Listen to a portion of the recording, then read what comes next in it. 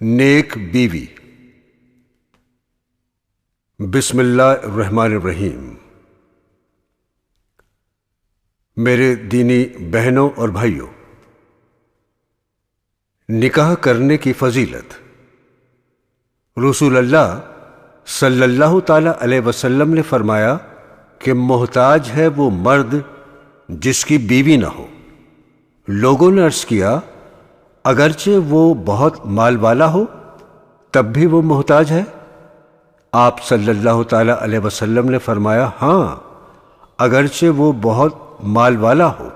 پھر فرمایا کہ محتاج ہے وہ عورت جس کے خاوند نہ ہو۔ لوگوں نے عرض کیا اگرچہ وہ بہت مالدار ہو تب بھی وہ محتاج ہے؟ آپ صلی اللہ تعالی علیہ وسلم نے فرمایا ہاں، اگرچہ وہ بہت مال والی ہو۔ یعنی مال سے جو مقصود ہے راحت اور بے فکری، نہ اس مرد کو نصیب ہے جس کے بیوی نہ ہو اور نہ اس عورت کو نصیب ہے جس کے خاوند نہ ہو۔ بیوہ عورت کو نکاح سے روکنا ظلم ہے۔ عرب میں یہ رسم تھی کہ جب کوئی شخص مال چھوڑ کر مر جاتا تو اس کی بیوی کو نکاح نہ کرنے دیتے تاکہ اس کا مال اسی کے پاس رہے۔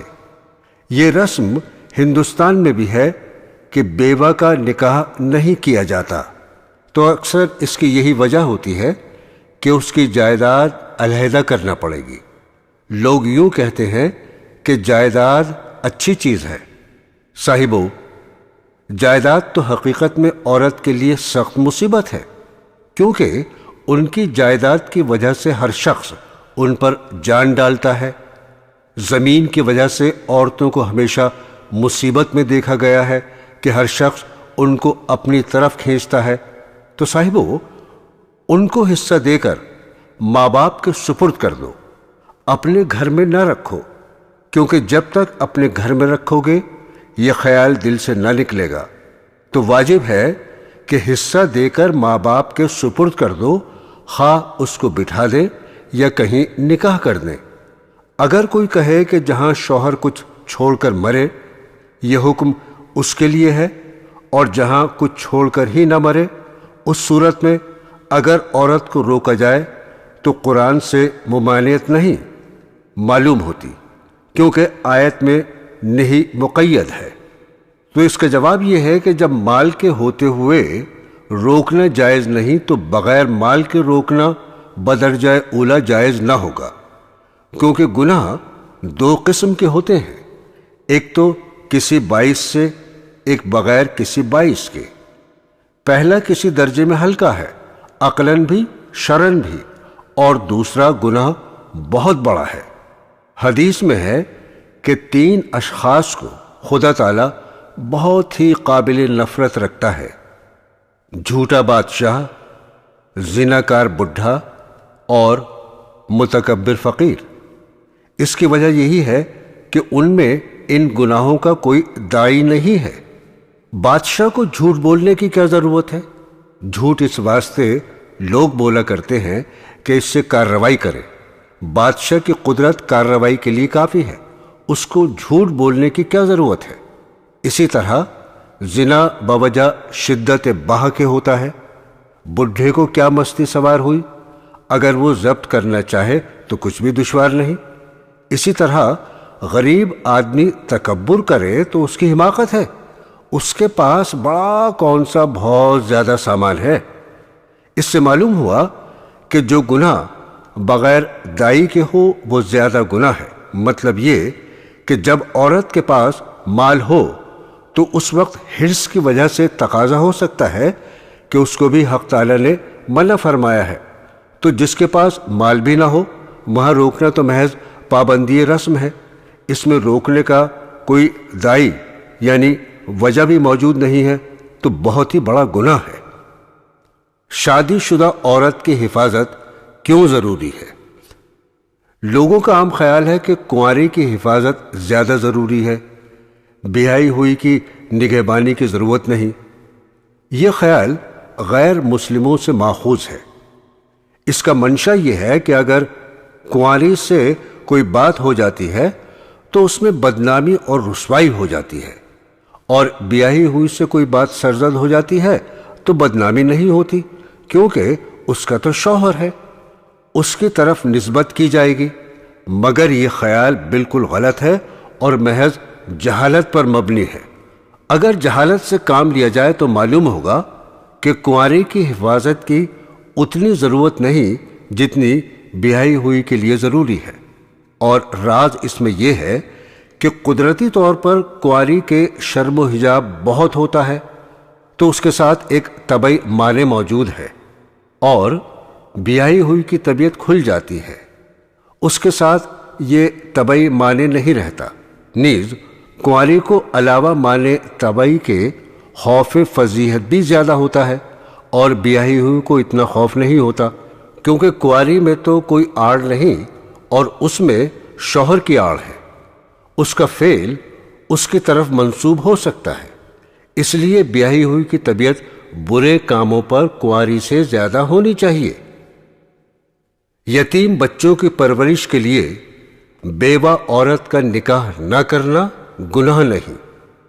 ایک روایت ہے، رسول اللہ صلی اللہ تعالی علیہ وسلم نے فرمایا، میں اور وہ عورت جس کے رخسار محنت و شفقت سے بدرنگ ہو گئے ہوں، قیامت کے دن اس طرح ہوں گے جیسے بیچ کی انگلی اور شہادت کی انگلی، یعنی ایسی عورت جو اپنے خاوند سے بیوہ ہو گئی ہو اور شان و شوکت والی اور حسن و جمال والی ہو، جس کے طالب نکاح بہت سے ہو سکتے ہیں، مگر اس لیے اپنے کو یتیموں کی خدمت کے لیے مقید کر دیا یہاں تک کہ سیانے ہو کر جدا ہو گئے یا مر گئے۔ یہ اس صورت میں ہے کہ جب عورت کو اندیشہ ہو کہ دوسرا نکاح کرنے سے بچے برباد ہو جائیں گے۔ یہ عذر عورت کے دوسرے نکاح کے لیے ہے۔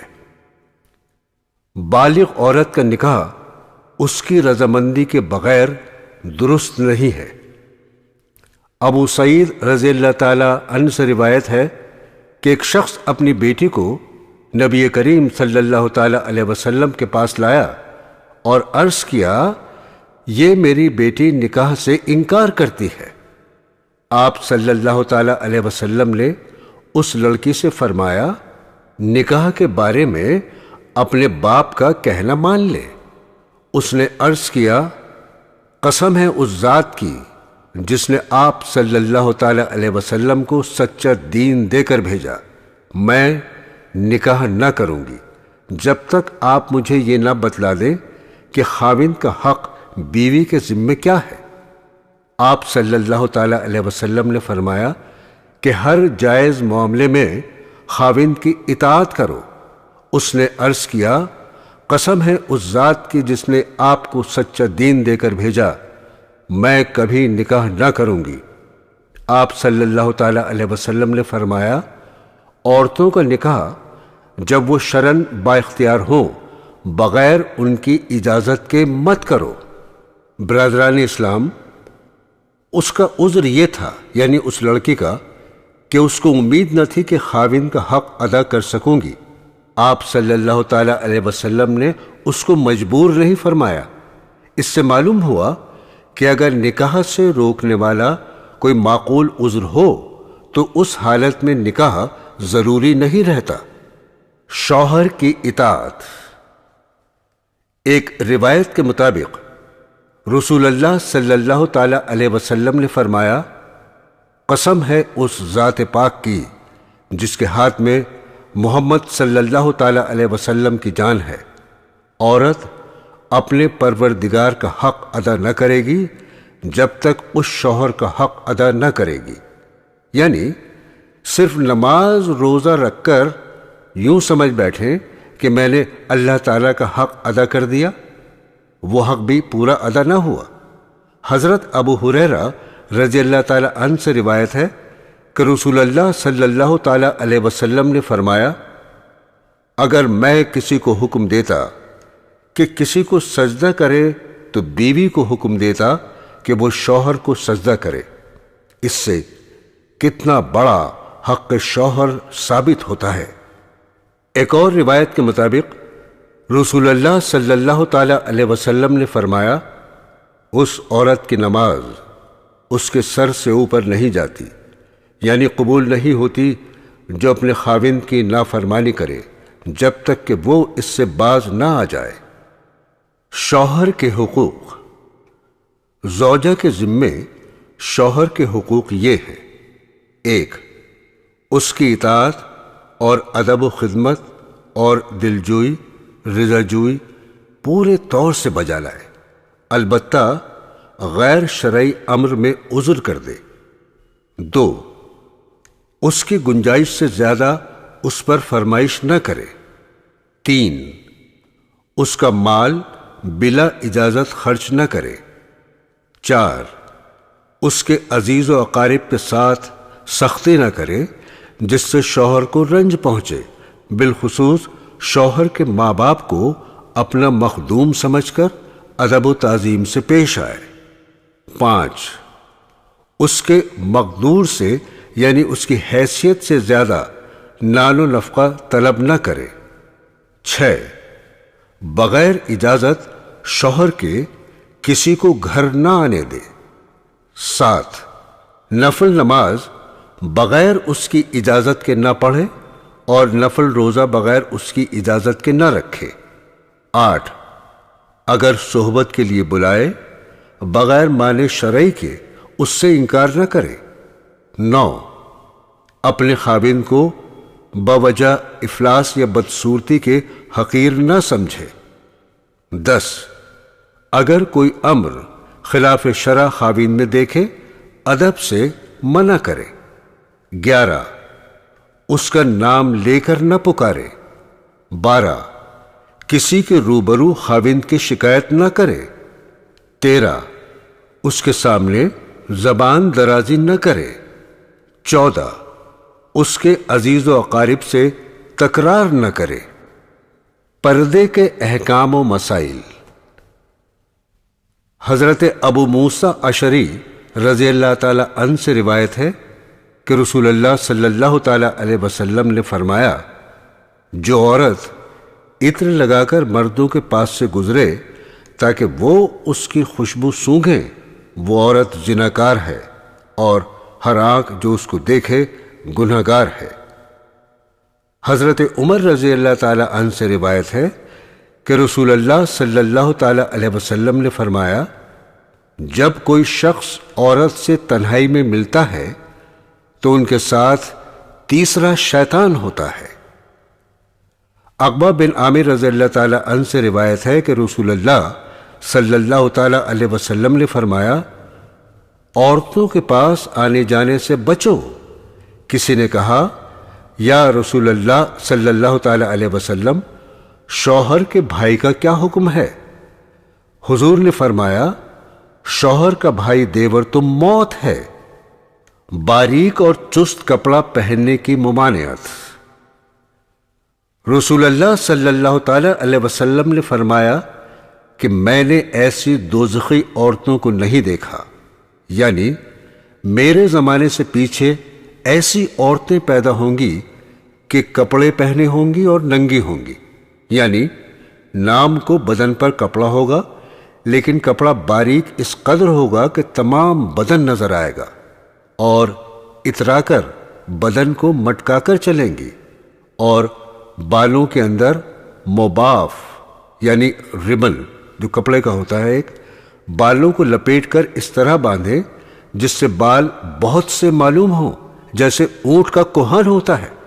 ایسی عورتیں بہشت میں نہیں جائیں گی بلکہ اس کی خوشبو ان کو نصیب نہ ہوگی، یعنی جب پرہیزگار بیویاں بہشت میں جانے لگیں گی ان کو ان کے ساتھ جانا نصیب نہ ہوگا، پھر چاہے سزا کے بعد ایمان کی برکت سے چلی جائیں۔ حضرت ام سلمہ رضی اللہ تعالی عنہ سے روایت ہے کہ میں اور میمونہ رضی اللہ تعالی عنہ رسول اللہ صلی اللہ تعالی علیہ وسلم کی خدمت میں حاضر تھیں۔ اتنے میں ایک نابینا صحابی آئے، اور یہ واقعہ پردہ کا حکم ہونے کے بعد کا ہے۔ رسول اللہ صلی اللہ تعالی علیہ وسلم نے فرمایا، تم دونوں ان سے پردے میں ہو جاؤ۔ ہم نے عرض کیا، کیا وہ نابینا نہیں ہے؟ نہ ہم کو دیکھتے ہیں نہ ہم کو پہچانتے ہیں؟ آپ صلی اللہ تعالی علیہ وسلم نے فرمایا، کیا تم بھی نابینا ہو؟ کیا تم اس کو نہیں دیکھتی؟ عورتوں کو پردے میں رکھنا ان پر ظلم نہیں، حدیث نبوی ہے، یعنی عورتوں سے اچھا برتاؤ کرو، کیونکہ وہ تمہارے پاس مثل قید کے ہیں، اور جو شخص کسی کے ہاتھ میں قید ہو اور ہر طرح اس کے بس میں ہو، اس پر سختی کرنا جمع مردی کے خلاف ہے، کیونکہ مقید ہو کر رہنے ہی کا نام تو پردہ ہے۔ نیز پردہ اس سے بھی ثابت ہوتا ہے کہ پردہ کا منشا حیا اور عورت کے لیے امر طبعی ہے، اور امر طبعی کے خلاف کسی کو مجبور کرنا، باعث اذیت پہنچانا دلجوئی کے خلاف ہے۔ پس عورتوں کو پردے میں رکھنا ان پر ظلم نہیں بلکہ حقیقت میں دلجوئی ہے۔ پردہ کس عمر سے کرانا مناسب ہے؟ حضرت مولانا اشرف علی تھانوی رحمت اللہ علیہ سے دریافت کیا گیا کہ پردہ کس عمر سے چاہیے؟ ارشاد فرمایا، غیروں سے تو 7 برس سے بھی کم، اور رشتہ داروں سے 7 برس کی عمر سے۔ میری رائے یہ ہے کہ جب تک لڑکی پردے میں بیٹھ نہ جائے، ایک چھلا بھی نہ پہنایا جائے، اور کپڑے بھی سفید یا معمولی چھیٹ وغیرہ کے پہنے۔ اس میں دین کی بھی مصلحتیں ہیں اور دنیا کی بھی، بلکہ بسا اوقات سیانی کے سامنے آنے سے اتنے فتنے نہیں ہوتے جتنے ناسمجھ کے سامنے آنے سے ہوتے ہیں، کیونکہ سیانی خود حیا کرتی ہے اور مردوں کو موقع کم دیتی ہے۔ نیز مرد سمجھتا ہے کہ سیانی سمجھدار ہے، اس کے سامنے دلی خیالات عملاً ظاہر کر دوں گا تو سمجھ جائے گی، اور نہ سمجھ کے سامنے یہ رکاوٹ موجود نہیں ہوتی۔ عورتوں کے لباس سے متعلق احکام شریعت یعنی فقہی مسائل۔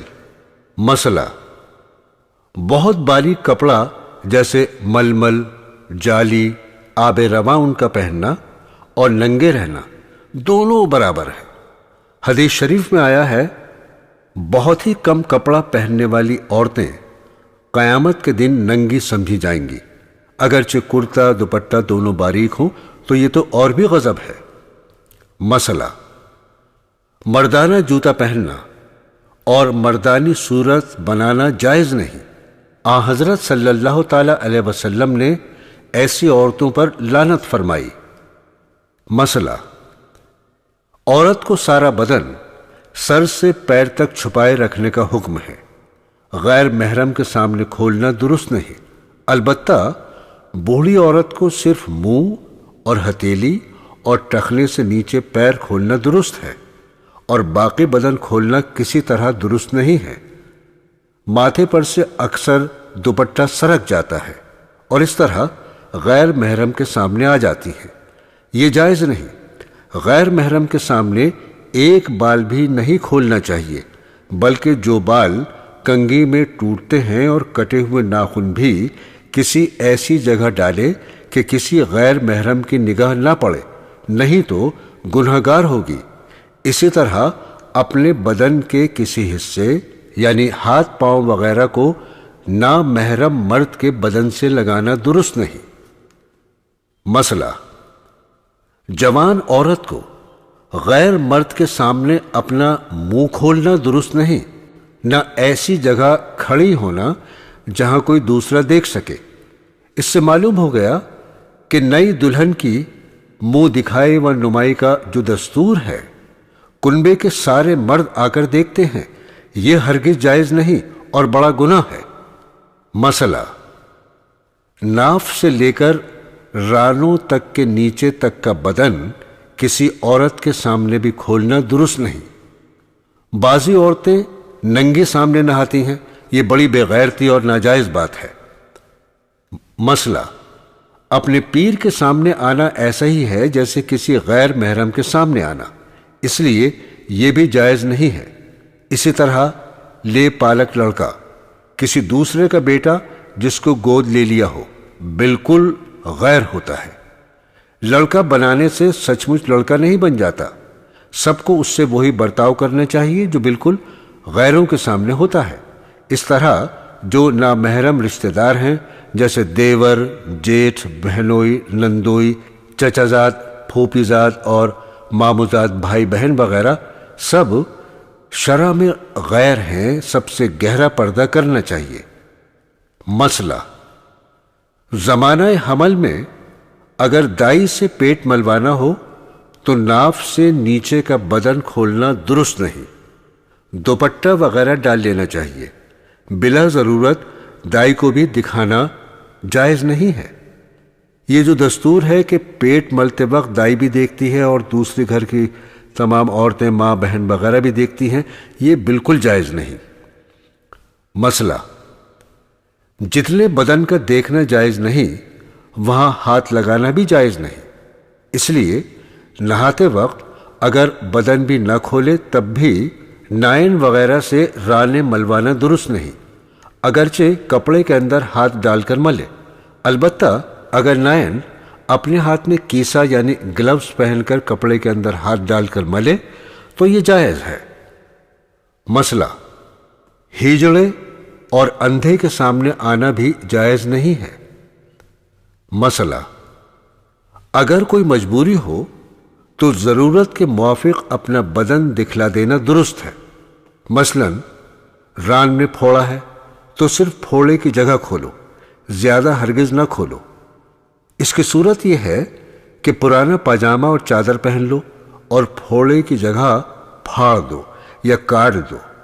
اس کو جراح یا ڈاکٹر دیکھ لے، لیکن جراح کے سوا اور کسی کو دکھانا جائز نہیں ہے، نہ کسی مرد کو اور نہ کسی عورت کو۔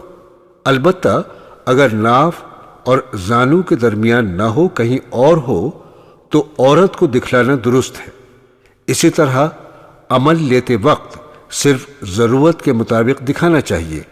عمل کا مطلب ہے یعنی اس جگہ کا معائنہ کرتے وقت یا مرہم لگاتے وقت۔ یہی حکم دائی جنائی کا ہے کہ ضرورت کے وقت اس کے سامنے بدن کھولنا درست ہے، لیکن جتنی ضرورت ہے اس سے زیادہ کھولنا درست نہیں۔ بچہ پیدا ہونے کے وقت یا کوئی دوا لگاتے وقت فقط اتنا ہی بدن کھولنا چاہیے، بالکل ننگی ہو جانا جائز نہیں۔ اس کی صورت یہ ہے کہ کوئی چادر وغیرہ باندھ لی جائے اور ضرورت کے موافق دائی کے سامنے بدن کھولا جائے، رانے وغیرہ نہ کھلنے پائیں اور دائی کے سوا کسی اور کو بدن دیکھنا درست نہیں۔ بالکل ننگا کر دینا اور ساری عورتوں کے سامنے بیٹھ کر دیکھنا بالکل حرام ہے۔ آن حضرت صلی اللہ تعالی علیہ وسلم نے فرمایا، ستر دیکھنے والی اور دکھانے والی دونوں پر خدا کی لعنت ہو۔ اس قسم کے مسئلوں کا بہت خیال رکھنا چاہیے۔ مسئلہ: نامحرم کے ساتھ تنہائی کی جگہ بیٹھنا لیٹنا درست نہیں، اگر دونوں الگ الگ کچھ فاصلے پر ہوں تب بھی جائز نہیں۔ زیور اور لباس کے احکام و مسائل: 1. عورت کو باریک کپڑا پہننا گویا ننگا پھرنا ہے۔ 2. اگر تانا ریشم اور بانا سوت کا ہو تو مذائقہ نہیں۔ 3. کپڑا داہنی طرف سے پہننا شرعاً بہتر ہے، مثلا داہنی آستین سے پہلے پہنو۔ کپڑا پہن کر اپنے مولا کا شکر ادا کرنے سے بہت سے گناہوں سے مغفرت ہوتی ہے۔ 4. کپڑے میں نہ اس قدر زینت و اہتمام کرو کہ انگشت نمائی ہونے لگے کہ ریا اور تکبر ہے، اور نہ بالکل بد حیثیت میلا گندا ہو کہ نعمت کی ناشکری ہو، سادگی کے ساتھ میانہ روی رہے۔ 5. عورت کے لیے بہتر ہے کہ ہاتھوں کو مہندی لگائے اور کچھ نہیں تو ناخن ہی کو لگا لے۔ 6. مردوں کو عورتوں کا لباس اور عورتوں کو مردوں کا لباس پہننا اور شکل و صورت بنانا حرام ہے۔ 7. بجتا زیور جیسے گھنگرو وغیرہ پہننا ممنوع ہے۔ 8. چاندی سونے کے برتن میں کھانا حرام ہے۔ اور 9.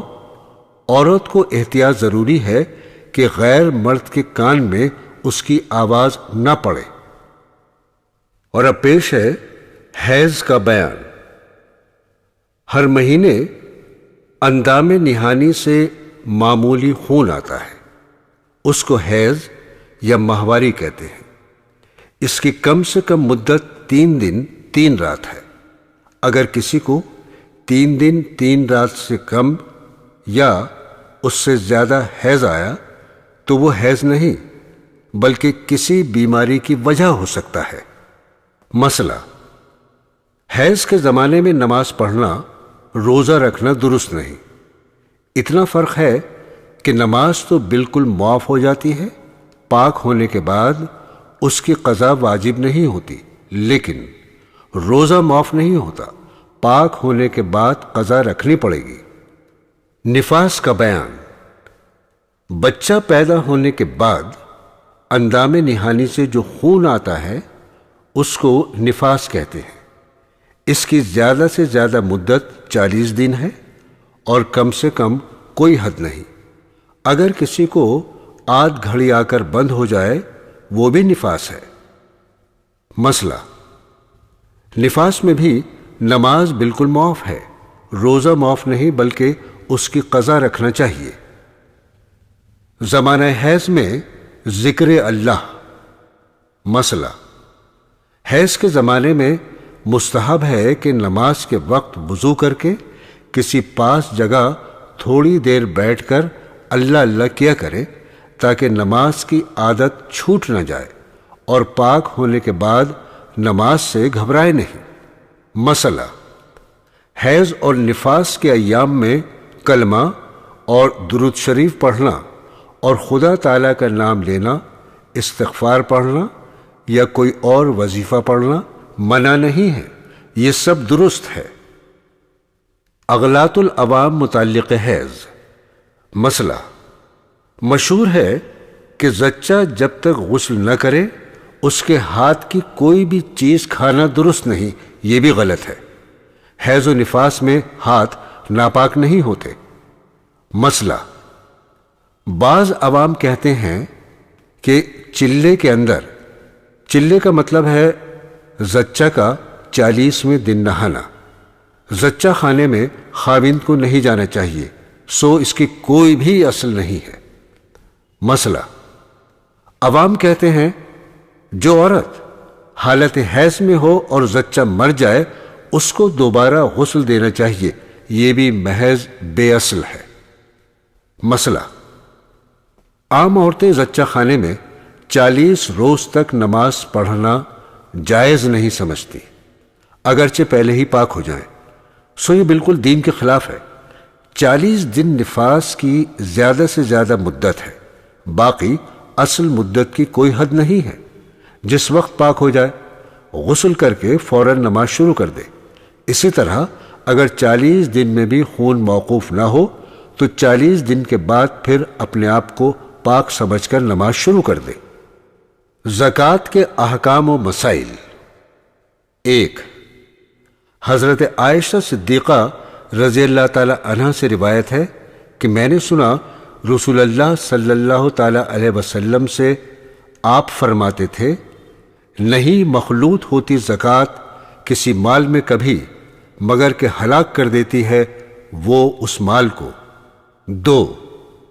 ایک مرتبہ رسول اللہ صلی اللہ تعالی علیہ وسلم نے 2 عورتوں کے ہاتھ میں سونے کے کنگن دیکھے تو ان سے پوچھا کہ ان کی زکوٰۃ دیتی ہو یا نہیں؟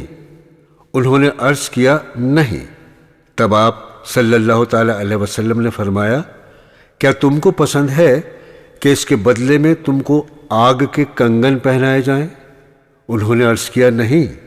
تو آپ نے فرمایا، تم اس کی زکوٰۃ دیا کرو۔ شوہر کے ذمے عورت کی زکوٰۃ، صدقہ فطر اور قربانی کی ادائیگی واجب نہیں۔ شوہر اور بیوی دونوں کے ملک جدا جدا ہیں۔ یہ شوہر کے لیے بھی ظلم ہوگا کہ عورت کے مال میں بلا اس کی رضا کے تصرف کرے، اور عورت کے لیے بھی خیانت ہوگی اگر مرد کے مال میں بلا اس کی رضا کے تصرف کرے۔ اس لیے شوہر کے ذمے عورت کے مملوکہ زیور کی زکوٰۃ یا اس کی طرف سے صدقہ فطر یا قربانی واجب نہیں، البتہ مردوں کے لیے مناسب ہے کہ عورتوں کو نفقہ واجبہ کے علاوہ حسب وسعت کچھ خرچ بطور جیب خرچ ایسے موقع کے لیے بھی جدا گانا دے دیا کریں، پھر اس کا حساب نہ لیا کریں، تاکہ وہ اپنی مرضی کے موافق آزادی کے ساتھ بے تکلف اپنے مصارف میں صرف کر سکیں۔ لیکن چونکہ شوہر پر واجب تو ہے نہیں، اگر شوہر نے نہ دیا تو عورت اپنا زیور بیچ کر یہ سب حقوق اس سے ادا کرے۔ شوہر کے مال سے بلا اس کی رضا کے ان عبادات میں صرف کرنا جائز نہ ہوگا۔ خوب سمجھ لینا چاہیے، عورتیں اس میں سخت بے احتیاطی برتتی ہیں، اور اس کے ناجائز ہونے کا ان کو وسوسہ تک بھی نہیں ہوتا، گویا شوہر کے مال کا اپنے کو بالکل مالک سمجھتی ہیں۔ بعض مخصوص اعمال میں عورتیں شوہروں سے کمتر نہیں ہیں۔ 1، رسول اللہ صلی اللہ تعالی علیہ وسلم نے فرمایا کہ عورت اپنی حالت حمل سے لے کر بچہ جننے اور دودھ چھڑانے تک فضیلت اور ثواب میں ایسی ہے جیسے اسلام کی راہ میں سرحد کی نگہبانی کے لیے، جس میں ہر وقت مجاہد لڑنے کے لیے تیار رہتا ہے، اور اگر اس درمیان میں مر جائے تو اس کو شہید کے برابر ثواب ملتا ہے۔ 2، اسما بنت یزید انصاریہ سے روایت ہے کہ انہوں نے عرض کیا، یا رسول اللہ صلی اللہ تعالی علیہ وسلم، میں عورتوں کی طرف سے بحیثیت قاضی آپ کے پاس آئی ہوں۔ وہ عرض کرتی ہیں کہ مرد جمعہ یعنی جماعت، عیادت مریض، جنازہ اور حج و عمرہ، حفاظت سرحد اسلامی کی بدولت ہم پر فوقیت لے گئے۔ آپ صلی اللہ تعالی علیہ وسلم نے فرمایا کہ تو واپس جا اور عورتوں کو خبر کر دے کہ تمہارا اپنے شوہر کے لیے بناؤ سنگار کرنا یا حق شوہری ادا کرنا اور شوہر کی رضامندی کی طالب رہنا اور شوہر کی مرضی کا اتباع کرنا، یہ ان سب اعمال کے برابر ہے۔ 3، ارشاد فرمایا صلی اللہ تعالی علیہ وسلم نے عورتوں سے، کیا تم اس بات پر راضی نہیں، یعنی راضی ہونا چاہیے کہ جب تم میں کوئی اپنے شوہر سے حاملہ ہوتی ہے اور وہ شوہر اس سے راضی ہو تو اس کو ایسا ثواب ملتا ہے کہ جیسے اللہ کی راہ میں روزہ رکھنے والے اور شب بیداری کرنے والے کو، اور جب اس کو درد ذہ ہوتا ہے تو آسمان اور زمین کے رہنے والوں کو اس کی آنکھوں کی ٹھنڈک یعنی راحت کا جو سامان مخفی رکھا گیا ہے اس کی خبر نہیں۔ پھر وہ جب بچہ جنتی ہے تو اس کے دودھ کا ایک گھونٹ بھی نہیں نکلتا اور اس کے پستان سے ایک دفعہ بھی بچہ نہیں چوستا جس میں اس کو ہر گھونٹ اور چوسنے پر ایک نیکی نہ ملتی ہو، اور اگر بچے کے سبب اس کو رات کو جاگنا پڑے تو اس کو راہ خدا میں 70 غلاموں کے آزاد کرنے کا اجر ملتا ہے۔ اے سلامت، یہ نام حضرت ابراہیم علیہ السلام صاحبزادے کی دائی کا ہے، وہی اس حدیث کی راوی ہے۔ آپ صلی اللہ تعالی علیہ وسلم ان سے فرماتے ہیں کہ تم کو معلوم ہے کہ میری اس سے کون عورتیں مراد ہیں جو باوجود کہ نیک ہیں، ناز پرور ہیں، مگر شوہروں کی اطاعت کرنے والی ہیں، شوہر کی ناقدری نہیں کرتی۔ ایک حدیث میں اضافے کے ساتھ یہ بھی ہے کہ عورت کو شروع حمل سے لے کر بچے کے جننے اور دودھ چھڑانے تک ایسا درجہ ملتا ہے کہ جیسا اسلام کی حفاظت کرنے والے مجاہد کو سرحد پر رہنے سے ملتا ہے، اور اگر عورت اس درمیان میں مر جائے تو اس کو شہادت کا درجہ ملتا ہے۔ اغلاط العوام متعلق بچہ پیدا ہونے کے مسئلہ، بعض عورتوں کا اعتقاد ہے کہ جس کا 8واں بچہ پیدا ہو تو اس کو ایک چرغہ یعنی بھنا ہوا مرغ صدقے میں دینا چاہیے، ورنہ بچے پر خطرہ ہے۔ یہ محض واہیات اعتقاد ہے، توبہ کرنا چاہیے۔ مسئلہ: جاہل کہتے ہیں کہ عورت مر جائے تو اس کا خاوند جنازے کا پایا بھی نہ پکڑے۔ یہ بالکل غلط ہے، بلکہ اگر وہ منہ بھی دیکھ لے تو کچھ ڈر نہیں۔ مسئلہ: جاہل سمجھتے ہیں کہ اگر عورت زچہ خانے میں مر جائے تو بھتنی ہو جاتی ہے۔ یہ بالکل غلط عقیدہ ہے، بلکہ حدیث میں ہے کہ ایسی عورت تو شہید ہوتی ہے۔ مسئلہ: اگر عورت مر جائے اور اس کے پیٹ میں بچہ زندہ معلوم ہو تو اس کا پیٹ چاک کر کے نکال لینا چاہیے۔ ایک جگہ لوگوں نے ایسی جہالت کی، اس عورت کے نہلاتے وقت بچہ پیدا ہونے کی نشانیاں معلوم ہوئی تو عورتوں نے کہا جلدی کرو، نہیں معلوم کیا ہو جائے۔ غرض اس کو جلدی جلدی کفنایا گیا۔ جب قبر میں رکھا گیا تو کفن کے اندر بچے کے گرنے کی حرکت معلوم ہوئی۔ افسوس ہے کہ کسی نے کفن کھول کر بھی نہیں دیکھا، فوراً قبر پر تختے رکھ کر مٹی ڈال دی۔ افسوس ہے کہ عورتوں میں بھی اور مردوں میں بھی کیسی جہالت آ گئی ہے۔ یہ ساری خرابی دین کا علم نہ ہونے کی وجہ سے ہے۔ اغلاط العوام متعلق نکاح، طلاق، خلا و زہار۔ مسئلہ: مشہور ہے کہ 20 اولاد ہونے سے نکاح ٹوٹ جاتا ہے۔ یہ محض غلط ہے۔ مسئلہ: مشہور ہے کہ پیر کو مریدنی سے نکاح درست نہیں۔ یہ محض غلط ہے۔ ہمارے پیغمبر صلی اللہ تعالی علیہ وسلم اپنی سب بیویوں کے پیر تھے۔ مسئلہ: عام دستور ہے کہ کوئی کافر عورت مسلمان ہو تو مسلمان کرتے ہی اس کا نکاح کسی مسلمان سے کر دیتے ہیں۔ یہ بہت بڑی غلطی ہے۔ اگر کافروں کی عملداری میں کوئی کافر عورت مسلمان ہو جائے تو 3 حیض گزرنے سے تو اس پر طلاق پڑے گی۔ اس کے بعد پھر 3 حیض عدت یعنی 6 حیض کے بعد نکاح درست ہوگا۔ مسئلہ: عوام الناس ممانی، چچی اور سوتیلی ساس سے نکاح کرنے کو جائز نہیں سمجھتے۔ یہ اعتقاد باطل ہے، اور یوں کوئی لحاظ کی وجہ سے ان رشتوں سے نکاح نہ کرے وہ اور بات ہے۔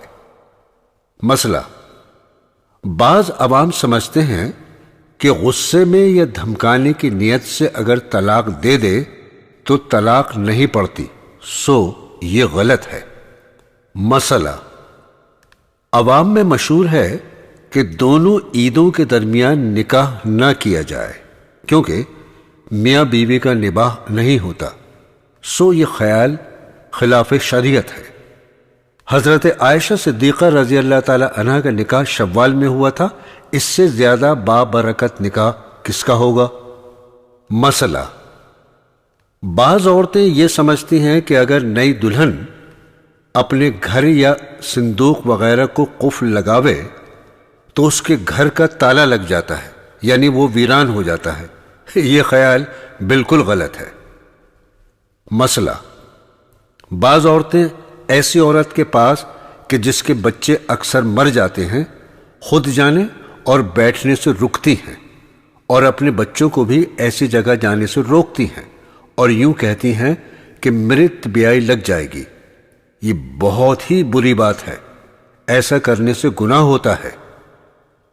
اولاد کی پرورش کرنے کا طریقہ جاننا چاہیے کہ یہ امر بہت ہی خیال رکھنے کے قابل ہے کہ بچپن میں جو عادت بھلی یا بری پختہ ہو جاتی ہے وہ عمر بھر نہیں جاتی۔ اس لیے بچپن سے جوان ہونے تک ان باتوں کا ترتیب وار ذکر کیا جاتا ہے۔ 1. نیک بخت عورت کا دودھ پلائیں، دودھ کا بڑا اثر ہوتا ہے۔ 2. عورتوں کی عادت ہے کہ بچوں کو کہیں سپاہی سے ڈراتی ہیں، کہیں ڈراؤنی چیزوں سے۔ یہ بہت بری بات ہے، اس سے بچے کا دل بے حد کمزور ہو جاتا ہے۔ 3. اس کا بہت بناؤ سنگھار مت کرو۔ 4. اگر لڑکا ہو تو اس کے سر پر بال مت بڑھاؤ۔ 5. اگر لڑکی ہے اس کو جب تک پردے میں بیٹھنے کے لائق نہ ہو جائے زیور مت پہناؤ، اس سے ایک تو ان کی جان کو خطرہ ہے، دوسرے بچپن ہی سے زیور کا شوق دل میں پیدا ہونا اچھی بات نہیں ہے۔ 6، اگر لڑکی ہو جب بھی زیادہ مانگ چوٹی بہت بے تکلف کپڑے پہنے تو اس کی عادت مت ڈالو۔ 7، اس کی سب ضدیں پوری مت کرو، اس سے مزاج بگڑتا ہے۔ 8، جن بچوں کی عادتیں خراب ہیں یا پڑھنے لکھنے سے بھاگتے ہیں یا تکلف کے کپڑوں یا کھانوں کے عادی ہیں، ان کے پاس بیٹھنے سے اور ان کے پاس کھیلنے سے ان کو بچاؤ۔ 9، اگر کوئی چیز توڑ پھوڑ دے یا کسی کو مار بیٹھے مناسب سزا دو تاکہ پھر ایسا نہ کرے۔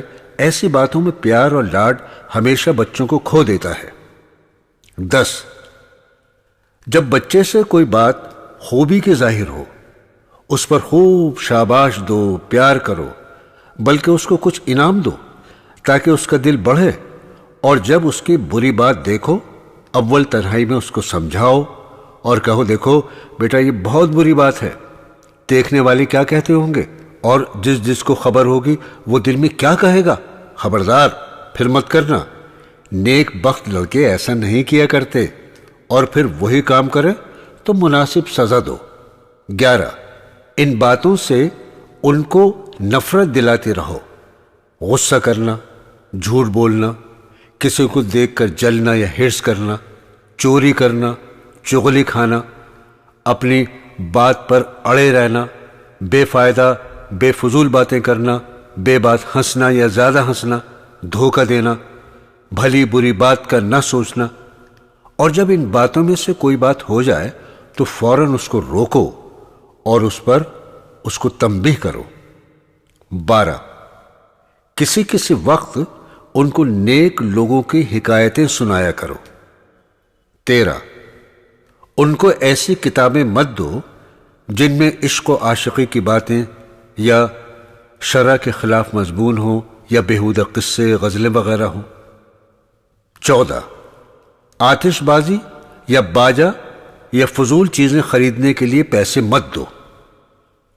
بہو کو ساس سسر سے نباہ کرنے کا طریقہ: جب تک ساس سسر زندہ رہیں ان کی خدمت اور تابعداری کو فرض جانو اور اسی میں اپنی عزت سمجھو، اور ساس نندوں سے الگ ہو کر رہنے کی ہرگز فکر نہ کرو۔ ساس اور نندوں سے بگاڑ ہو جانے کی یہی تو جڑ ہے۔ خود سوچو کہ ماں باپ نے اس کو پالا پوسا اور اب بڑھاپے میں اس آسرے پر اس کی شادی کی کہ ہم کو آرام ملے گا، اور جب بہو آئی تو ڈولے سے اترتے ہی یہ فکر کرنے لگی کہ میاں آج ہی ماں باپ کو چھوڑ دیں۔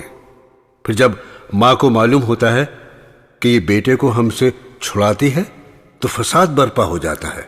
تو کنبے کے ساتھ مل جل کر رہو، اپنا معاملہ شروع سے ادب لحاظ کا رکھو، اپنا کوئی کام دوسروں کے ذمے نہ رکھو، اور اپنی کوئی چیز پڑی نہ رہنے دو کہ فلاں اس کو اٹھا لے گی۔ جو کام ساس نندیں کرتی ہیں تم اس کے کرنے سے آر نہ کرو، تم خود بے کہے ان سے لے لو اور کام کر دو، اس سے ان کے دلوں میں تمہاری محبت پیدا ہو جائے گی۔ جب دو آدمی چپکے باتیں کرتے ہوں تو ان سے الگ ہو جاؤ اور اس کی ٹوہ میں مت رہو کہ آپس میں کیا باتیں ہو رہی ہوں گی، اور خواہ یہ بھی نہ خیال کرو کہ کچھ ہماری باتیں ہوتی ہوں گی۔ یہ بھی ضرور خیال رکھو سسرال میں بے دلی سے مت رہو، اگرچہ نیا گھر ہونے کی وجہ سے جی نہ لگے لیکن جی کو سمجھانا چاہیے۔ بات چیت میں خیال رکھو کہ نہ تو آپ اتنی بک بک کرو جو بری لگے، نہ اتنی کم کہ منت خوشامد کے بعد بھی نہ بولو کہ یہ بھی برا ہے اور غرور سمجھا جاتا ہے۔ عقل مند بیوی اپنے شوہر کی بری عادتیں کس طرح چھڑا سکتی ہے؟ ذرا سے شبے پر تہمت نہ لگاؤ کہ تم فلاں عورت کے ساتھ بہت ہنسا کرتے ہو، وہاں زیادہ جایا کرتے ہو، کہ اس میں اگر مرد بے قصور ہو تو تم ہی سوچو اس کو کتنا برا لگے گا، اور اگر سچ مچ اس کی عادت ہی خراب ہے تو یہ خیال کرو کہ تمہارے غصہ کرنے اور بکنے جھکنے یا کوئی اور دباؤ ڈال کر زبردستی کرنے سے تمہارا ہی نقصان ہے۔ اپنی طرف سے دل میلا کرانا ہو تو کرا لو، ان باتوں سے کہیں عادت چھوٹتی ہے؟ عادت کو اگر چھڑانا ہو تو عقل مندی سے چھڑاؤ، تنہائی میں چپکے سے سمجھاؤ۔ اگر سمجھانے اور تنہائی میں غیرت دلانے سے بھی عادت نہ چھوٹے تو خیر خیر کر کے بیٹھے رہو، لوگوں کے سامنے مت گاتے پھرو اور اس کو رسوا نہ کرو، نہ گرم ہو کر اس کو زیر کرنا چاہو کہ اس میں زیادہ ضد ہو جاتی ہے اور غصے میں آ کر وہ زیادہ کرنے لگتا ہے۔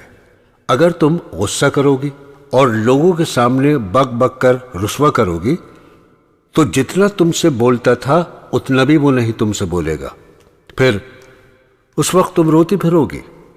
اور یہ خوب یاد رکھو کہ مردوں کو خدا نے شیر بنایا ہے، دباؤ اور زبردستی سے ہرگز زیر نہیں کر سکتے۔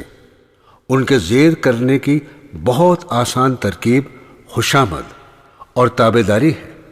ان پر غصہ گرمی کر کے دباؤ ڈالنا بڑی غلطی اور نادانی ہے، اگرچہ اس کا انجام ابھی سمجھ میں نہیں آتا، لیکن جب فساد کی جڑ پکڑ گئی تو کبھی نہ کبھی ضرور اس کا خراب نتیجہ پیدا ہوگا۔ مردوں کے رشوت لینے کی زیادہ ذمہ دار عورتیں۔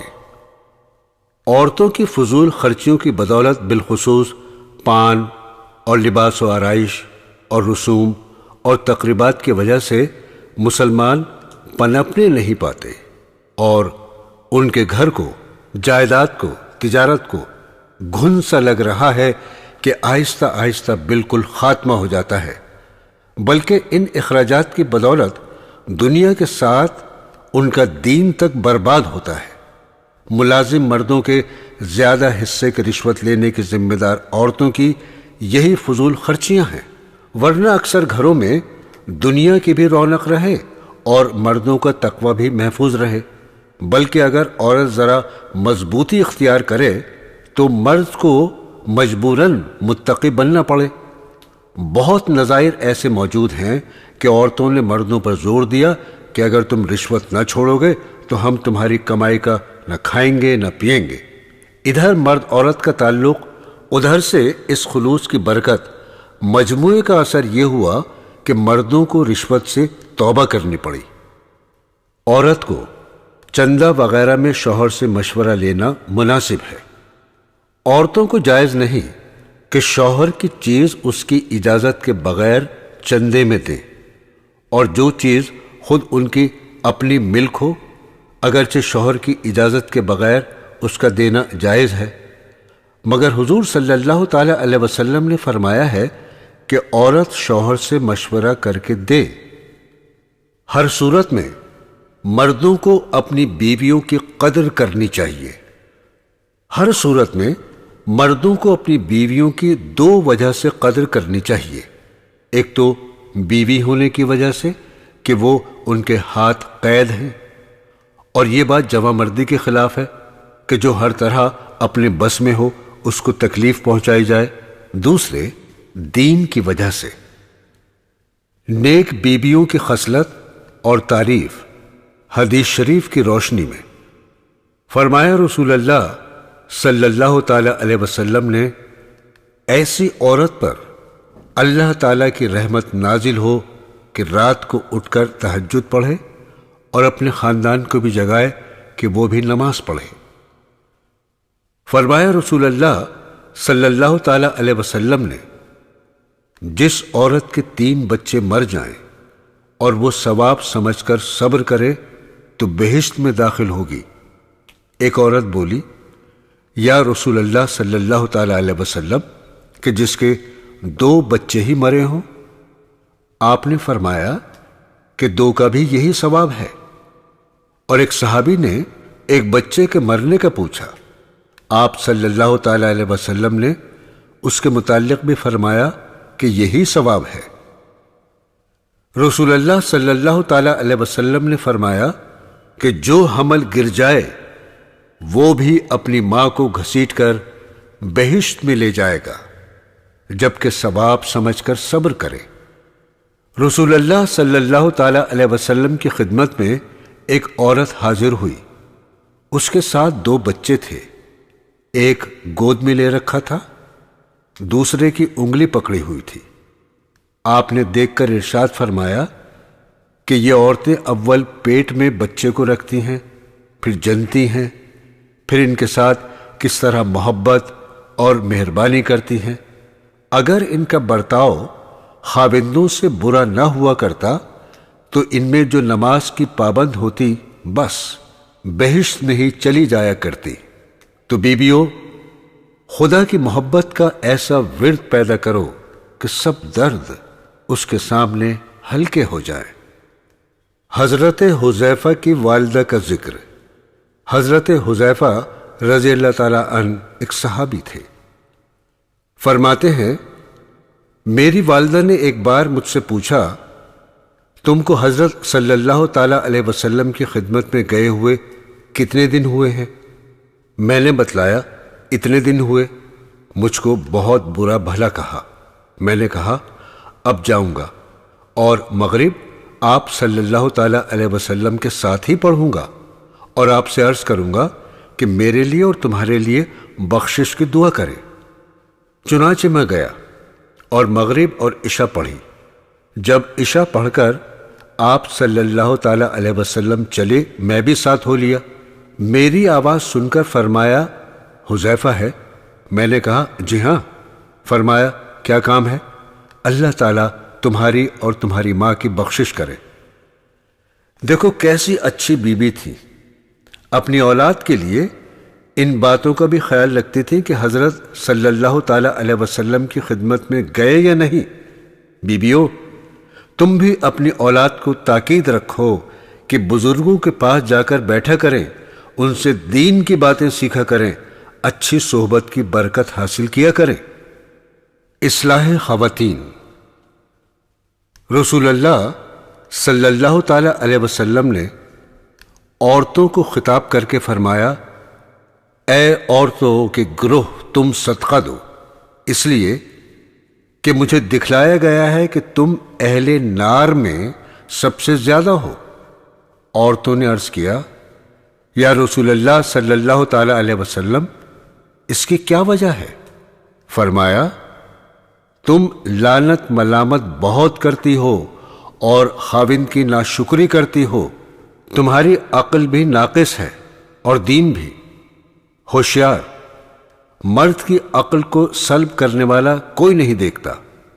عورتوں نے عرض کیا، یا رسول اللہ صلی اللہ تعالی علیہ وسلم، ہمارے دین اور عقل کے نقصان کی کیا وجہ ہے؟ فرمایا، کیا عورت کی شہادت مرد کی شہادت سے نصف یعنی آدھی نہیں ہے؟ عورتوں نے عرض کیا، بے شک ہے۔ فرمایا، یہ نقصان عقل ہے۔ پھر فرمایا، کیا یہ بات نہیں ہے کہ جب کوئی حیض سے ہوتی ہے تو نہ نماز پڑھتی ہے نہ روزہ رکھتی ہے، یا حیض کے زمانے میں نہ نماز پڑھتی ہے نہ روزہ رکھتی ہے؟ عرض کیا، بے شک۔ فرمایا کہ بس یہ نقصان دین ہے۔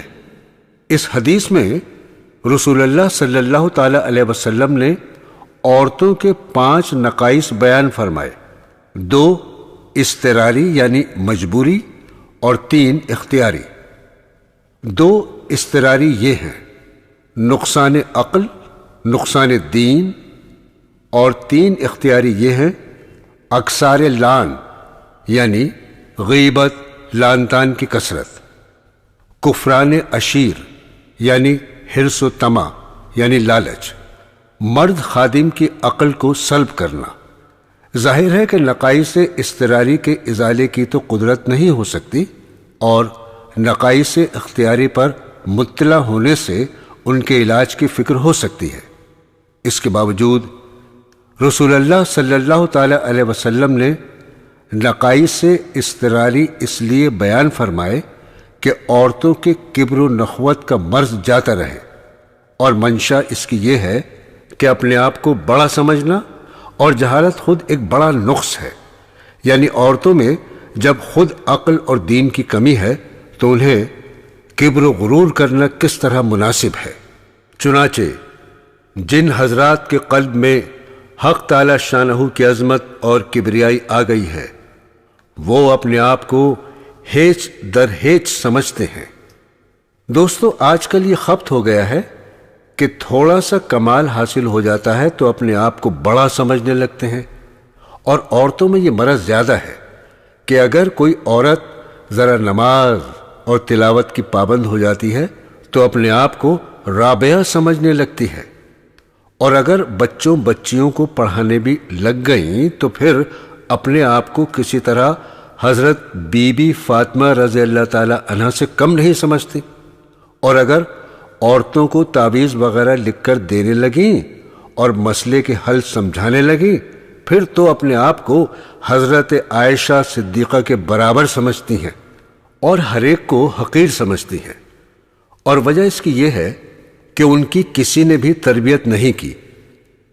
باقی 3 اختیاری امور جو عورتوں کی طرف منسوب فرمائے، ان کا ازالہ اختیار میں ہے، اس لیے ان کو شر کے نام سے منسوب کرنا مناسب ہے، اور وہ یہ ہے: 1، اکثار لعن، یعنی لعنت ملامت زیادہ کرنا۔ چنانچہ دیکھا جاتا ہے کہ صبح سے شام تک ان کا یہی مشغلہ ہے کہ جس سے دشمنی ہے اس کی غیبت کرتی ہیں، اور جس سے محبت ہے اس کو کوستی ہیں، اپنی اولاد کو کوستی ہیں، اپنی جان کو کوستی ہیں، اور ہر شے کو خواہ وہ قابل لعنت ہو یا نہ ہو، بعض وقت قبولیت ہوتا ہے اور وہ کوسنا لگ جاتا ہے اور پھر نادم ہونا پڑتا ہے۔ ایک شخص کی ماں نے کسی شرارت پر اپنے بیٹے کو کہا، خدا کرے تو چارپائی کو لگ جائے۔ خدا کی قدرت وہ ایسا ہی ہو گیا، اور اس کی مصیبت اس کی والدہ ہی کو اٹھانا پڑی۔ دوسرا شر کفران عشیر، جس قدر بھی ان کو دیا جائے تھوڑا ہے۔ مولانا مولوی عبدالوہاب صاحب دہلوی مرحوم فرمایا کرتے تھے کہ ان کے پاس کتنا ہی کپڑا ہو، جب پوچھو کہ کپڑا ہے تو کہیں گے کیا ہے، 4 چیتھڑے ہیں، اور برتن کیسے ہی عمدہ اور کثرت سے ہوں مگر یوں ہی کہیں گے کیا ہے، 4 ٹھیکرے۔ الغرض لباس، زیور، برتن، مکان، ہر چیز فضول خرچی۔ اور نبی کریم صلی اللہ تعالی علیہ وسلم نے مال کے ضائع کرنے سے منع فرمایا ہے۔ اسی طرح عورتیں شادی بیاہ، سوگ اور رسومات، کھانے پینے جہیز وغیرہ دینے میں بے حد اسراف کرتی ہیں، جن میں شرک و بدعت کی آمیزش ہوتی ہے۔ باقی تفاخر اور ریا و نمود سے تو کوئی رسم خالی نہیں، اس لیے سب رسومات سے توبہ کر کے حضور صلی اللہ تعالی علیہ وسلم اور ازواج مطہرات کی اتباع اور پیروی کرنا چاہیے۔ تیسرا شر ہوشیار مرد کی عقل کو سلب کرنا۔ دیکھا جاتا ہے کہ ایسی اتار چڑھاؤ کی باتیں کرتی ہیں کہ اچھے خاصے عاقل بے عقل ہو جاتے ہیں۔ ان کے لہجے میں ایسا اثر رکھا گیا ہے کہ خواہ مرد اس سے متاثر ہوتے ہیں، اور اس کی وجہ یہ نہیں ہے کہ یہ عقل میں مردوں سے زیادہ ہیں، بلکہ وجہ اس کی یہ ہے کہ مکر اور چالاکی ان میں مردوں سے زیادہ ہے۔ عقل اور شے ہے، مکر اور چالاکی دوسری شے ہے۔ شیطان میں مکر اور چالاکی تھی اور عقل نہیں تھی، اس لیے دھوکہ کھا گیا اور حضرت آدم علیہ السلام کو سجدہ نہ کیا۔ غرض اسی مکر اور چالاکی کی وجہ سے عورتیں عاقل کی عقل کو سلب کر لیتی ہیں، چنانچہ شوہر سے تنہائی میں ایسی باتیں کرتی ہیں جس سے شوہر کا دل اپنی طرف ہو جائے اور سب سے چھوٹ جائے۔ بیاہ کے بعد گھر آتے ہی سب سے اول کوشش ان کی یہ ہوتی ہے کہ شوہر ماں باپ سے چھوٹ جائے۔ بڑے ظلم کی بات ہے کہ جس ماں نے مشقتیں اٹھا کر اس کو پالا، اپنا خون جگر پلایا، خود تکلیف میں رہی، اس کو آرام سے رکھا، اور جس باپ نے اولاد کو محنت کر کے پالا، ان کو صلہ آج یہ دیا جا رہا ہے کہ ان کو چھڑایا جاتا ہے۔ اِنَّ لِلَّهِ وَإِنَّ إِلَيْهِ رَاجِعُونَ۔ پھر اگر یہ منتر ان کا چل گیا تو اس پر بھی اکتفا نہیں کرتی، کہتی ہیں تم تو الگ ہو گئے، مگر تمہاری کمائی تو انہی کے پاس جا رہی ہے، کبھی ماں کو جوتا لا دیا، کبھی نقد کچھ دے دیا، غرض کوشش کر کے اس میں بھی کامیاب ہوتی ہیں، پھر اس پر بھی صبر نہیں آتا، اس کے بھائی بہن سے اور اگر پہلی زوجہ سے اولاد ہو اس سے چھڑاتی ہیں، غرض شب و روز اسی فکر میں گزر جاتا ہے اور رات دن یہی کوشش ہوتی ہے کہ سوائے میرے اور میری اولاد کے کوئی نہ ہو، اور انہی کی بدولت بہت سے گھروں میں اور بہت سے خاندانوں میں نا اتفاقی پیدا ہو جاتی ہے۔ غرض یہ 3 شر ایسے ہیں کہ تمام فسادات کا تعلق انہی 3 سے ہے۔ مثلا کفران عشیر کا منشا حرص و طمع ہے، اکثار لعن سے غیبت وغیرہ ہوتی ہے، عاقل کی عقل کو سلب کرنے سے نا اتفاقی، جنگ و جدال اور آپس کی خانہ جنگی وغیرہ ہوتی ہے۔